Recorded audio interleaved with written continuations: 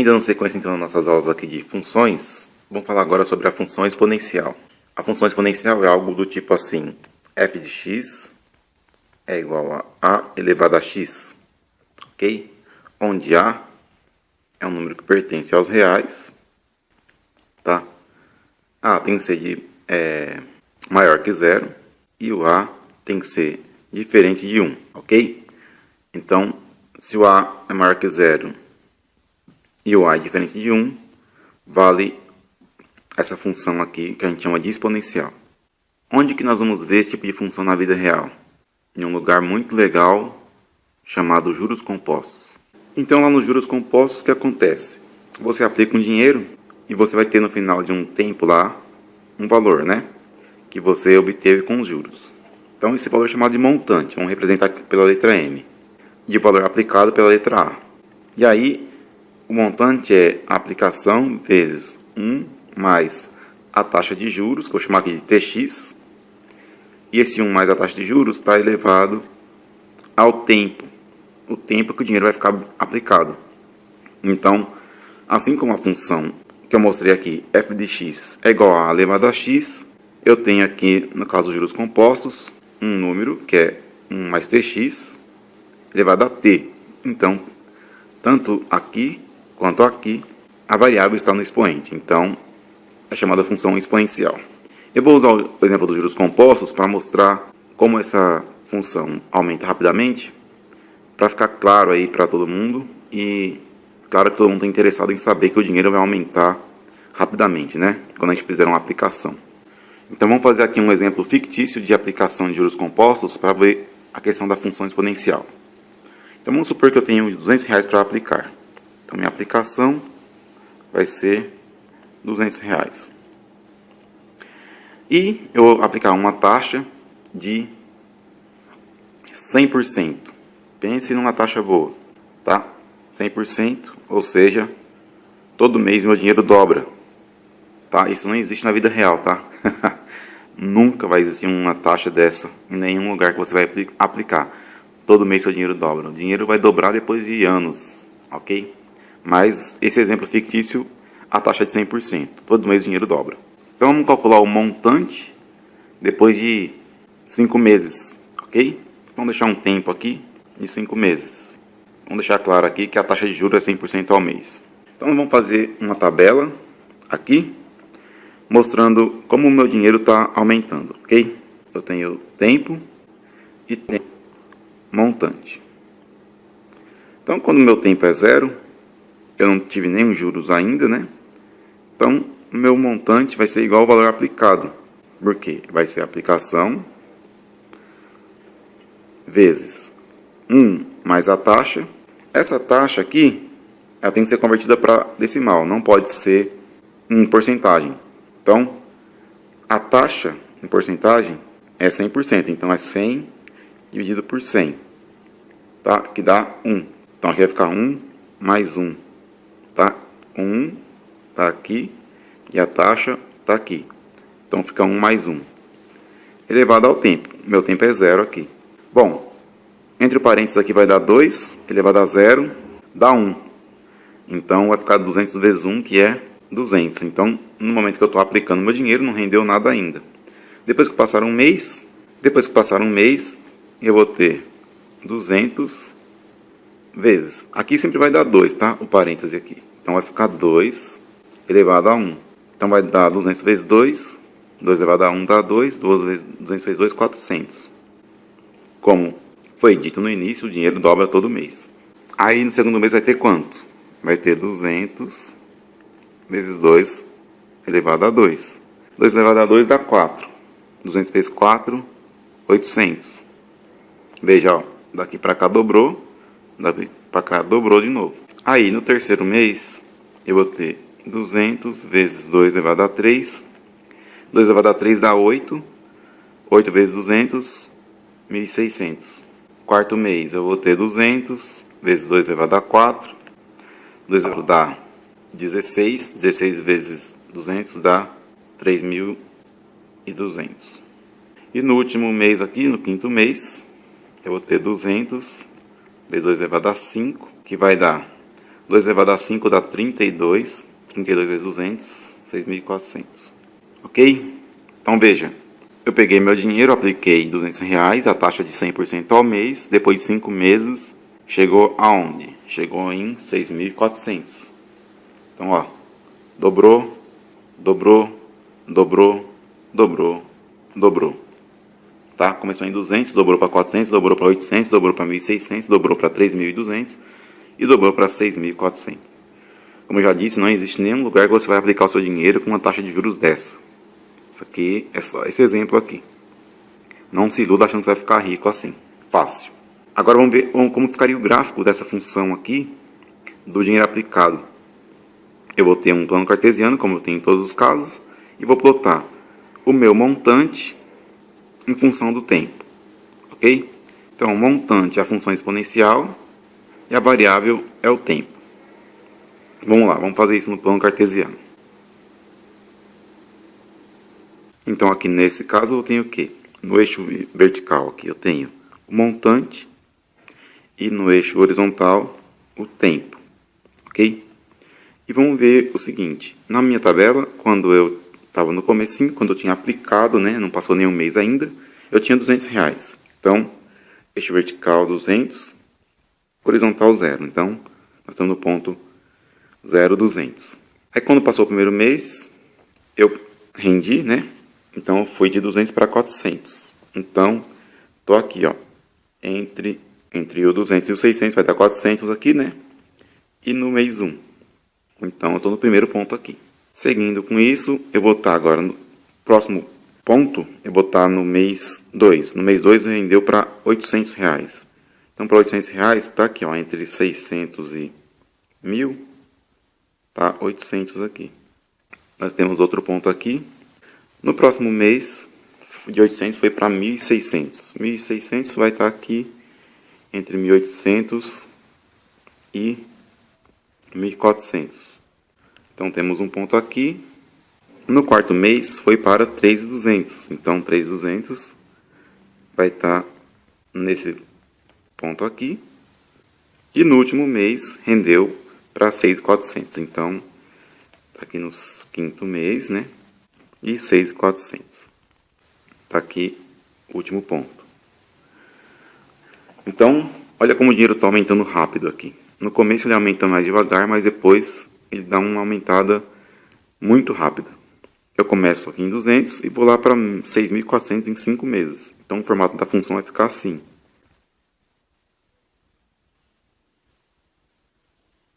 Tá? Não confunda isso com parábola, tá? Porque isso não é parábola. Isso é uma função exponencial. Parece uma parábola, mas não é. Ela cresce mais rápido do que uma parábola, tá? Mas a forma de uma função exponencial seria uma forma assim. Sempre quando o x é zero, ela vai ter um valor aqui que representa o y, ok? É onde esse valor vai ser sempre maior que zero, tá? Então, no caso que deu 200, podia ser outro valor. Mas, no caso dos juros compostos, nós temos a aplicação, né? Se a gente pensar nos juros compostos, comparando com a função exponencial que eu mostrei é a elevado a x. Os juros compostos é igual a uma aplicação vezes 1 mais a taxa elevado a t, né?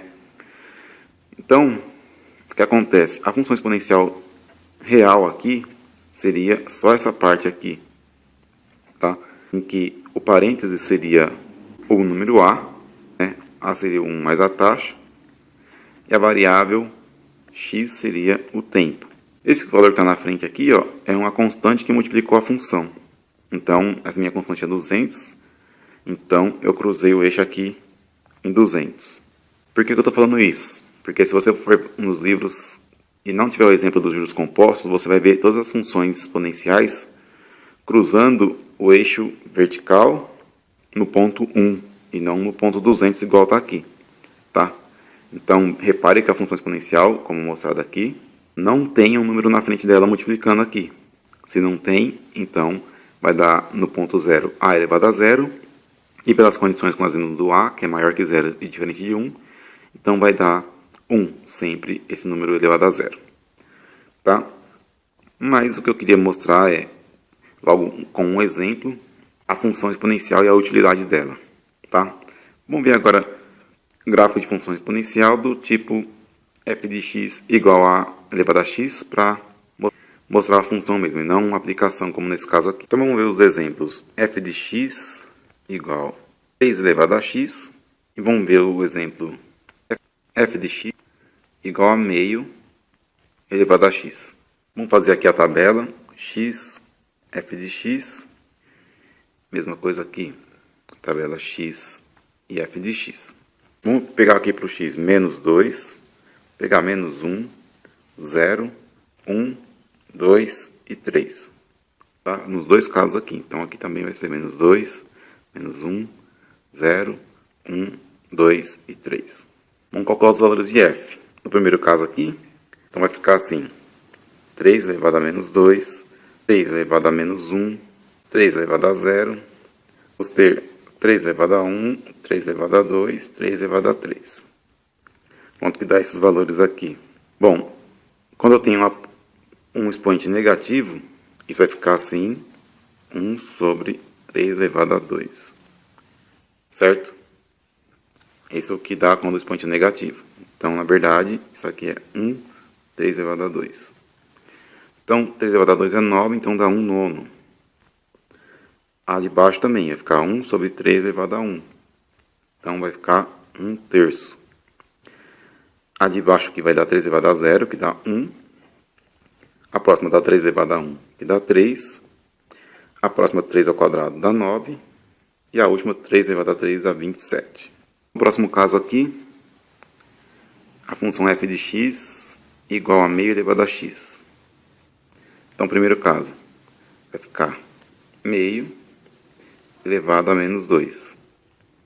Isso aqui é igual a 1 dividido por meio elevado a 2, né? Vem fazer o inverso. Aí meio elevado a 1 elevado a 2 dá 1 e 2 elevado a 2 dá 4. Então dá 1 sobre 1 quarto. 1 sobre 1 quarto tem que inverter a fração e dar 4. O próximo caso é meio elevado a menos 1. Vai ficar 1 sobre meio elevado a 1. Bom, meio elevado a 1 dá meio mesmo. Para eu inverter a fração vai dar 2. O próximo caso é meio elevado a 0. Um número diferente de 0 elevado a 0 vai dar 1.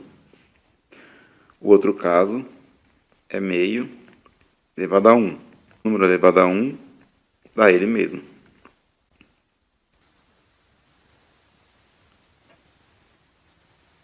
Outro caso é meio elevado a 2. 1 elevado a 1 dá 1 e 2 elevado a 2 dá 4. Tá? Pelas propriedades de potência, potência aplica nesse e aplica nesse. Por último, meio dá 3. 1 elevado a 3 dá 1, 2 elevado a 3 dá 8. Ok?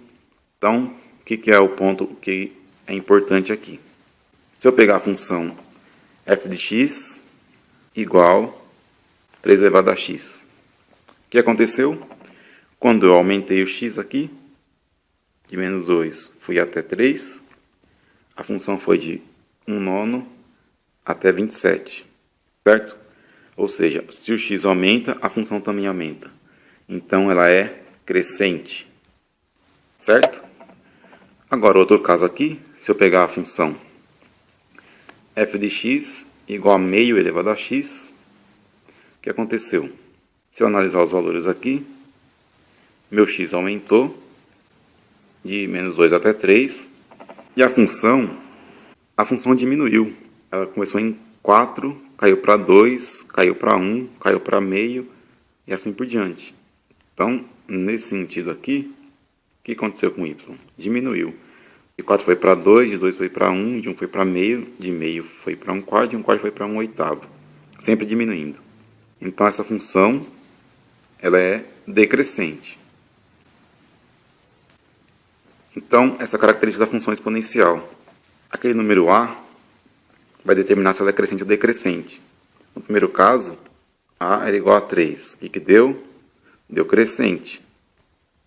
No segundo caso, a era igual a meio. O que deu? Deu decrescente.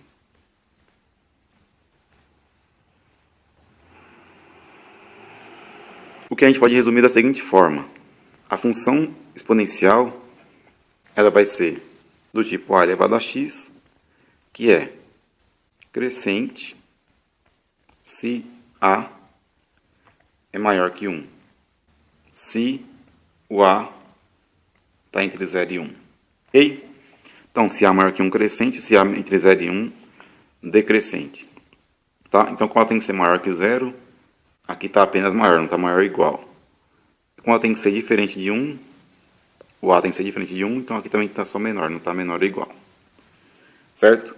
Então, isso resume a função exponencial no que diz respeito ao crescente ou decrescente.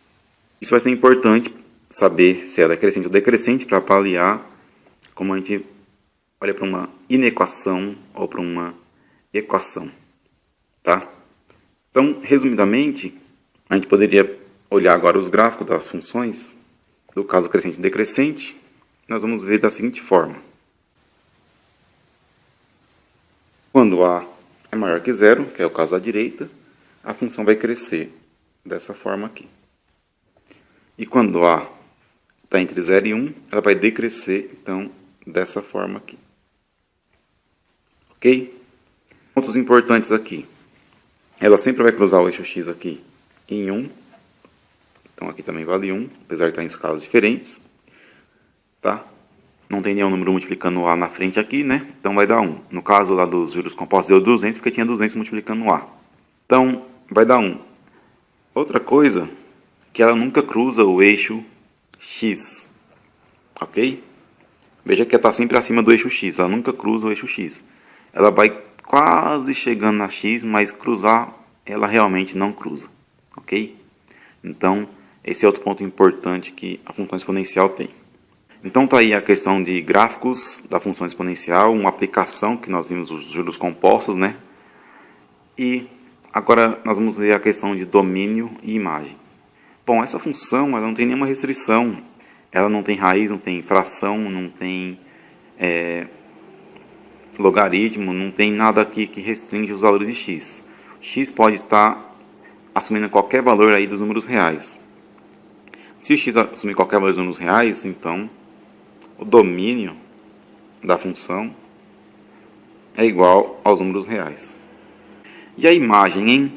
Do jeito que está descrito aqui, do jeito que está mostrado esses gráficos, a gente vê que ela está sempre acima do eixo x. Então a imagem da função vai ser y pertencente aos reais, tal que y é maior que 0.